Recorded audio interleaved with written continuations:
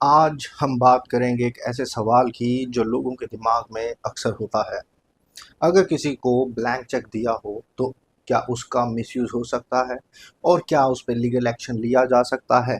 Law के according अगर आपने चेक साइन करके बिना डिटेल्स फिल किए किसी को दे दिया, जैसे अमाउंट और डेट, और आपने उस पर्सन को अलाउ किया कि वो एग्रीड टर्म्स के मुताबिक चेक फिल करे, तो ये चेक वैलिड होता है।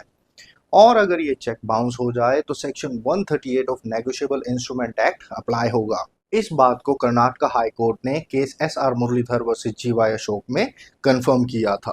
अब अगर अक्यूज ये कह दे कि ये चेक तो बहुत पहले दिया गया था और इसका मिसयूज अब हो रहा है, तो कोर्ट हैंडराइटिंग और साइनिंग टाइम जैसे फैक्टर्स देखने के लिए चेक को फोरेंसिक एक्सपर्ट्स के पास भेज सकती है।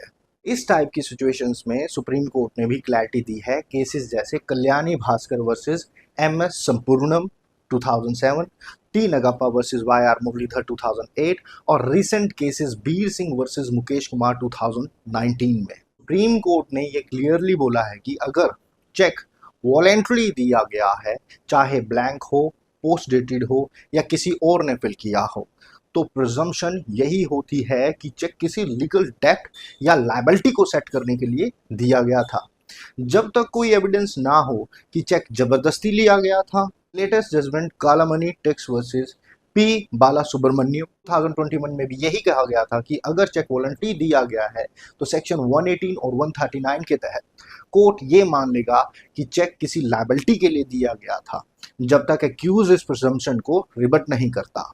तो सिंपल शब्दों में ब्लैंक चेक देना भी लीगली वैलिड है, लेकिन समझदारी यही है कि सिर्फ ट्रस्टेड लोगों को ये दिया जाए, क्योंकि अगर वो बाउंस होता है तो लीगल कॉन्सिक्वेंसेस सीरियस हो सकते हैं। ऐसे और यूजफुल लीगल टिप्स के लिए जुड़े रहिए लॉ हट के साथ। धन्यवाद।